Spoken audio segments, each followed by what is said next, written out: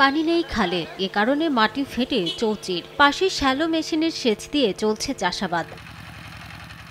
চলতি রবি মৌসুমে এখনও পানি সরবরাহ করা হয়নি চুয়াডাঙ্গার সদর ও আলমডাঙ্গা উপজেলার জিকি সেচ প্রকল্পের খালগুলোতে। এ কারণে বাড়তি দামে পাম্প মালিকদের কাছ থেকে পানি কিনতে বাধ্য হচ্ছেন কৃষক। তারপরও নির্দিষ্ট সময়ে মিলছে না কাঙ্ক্ষিত পানি। এতে উৎপাদন খরচ বাড়ায় লোকসানের আশঙ্কা চাষিদের। ক্যানালের পানিতে চতি ধানও আবাদ করা হয়েছে, আষাঢ়ি সিজনেও আবাদ করা হয়েছে। বোরিংয়ে পানি উঠছে না, কিভাবে আমরা চাষ করব? হাজার হাজার একর জমি এই ক্যানালের আওতায়, কিন্তু কৃষকরা এখন পানি পাচ্ছে না এবং ক্ষেত ঠিক মতো পাচ্ছে না। ক্যানালে পানি না থাকায় বোরিংয়ে পানি ওঠে না, তখন আমাদের ফসল মার খেয়ে যায়। যে কি পর্যায়ে পানি না দেওয়াতে আমরা খুব ক্ষতিগ্রস্ত হয়ে যাচ্ছি। খালে পানি না থাকায় কৃষকদের বিকল্প উপায়ে সেচ দিয়ে চাষাবাদ অব্যাহত রাখার পরামর্শ কৃষি বিভাগের।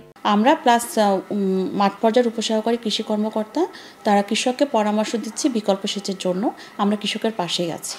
পানি উন্নয়ন বোর্ড বলছে, কুষ্টিয়ার ভেড়ামারা চ্যানেলে নাব্য সংকট হওয়ায় পানি সরবরাহ বন্ধ আছে। তবে শিগগিরই খনন করে প্রবাহ স্বাভাবিক করার আশ্বাস সংশ্লিষ্ট কর্মকর্তার। ঊর্ধ্বতন কর্তৃপক্ষ জানিয়েছেন, ভেড়ামারা ইনটেক চ্যানেলের পলি অপসারণ কাজ শেষ হলেই অতি শীঘ্রই কৃষকরা পানি পাবে। কৃষি বিভাগের তথ্য মতে জিকি সেচ প্রকল্পের আওতায় চুয়াডাঙ্গার সদর ও আলমডাঙ্গা উপজেলায় ৮,১৫০ হেক্টর জমিতে ধান আবাদ হয়। সময় সংবাদ, চুয়াডাঙ্গা।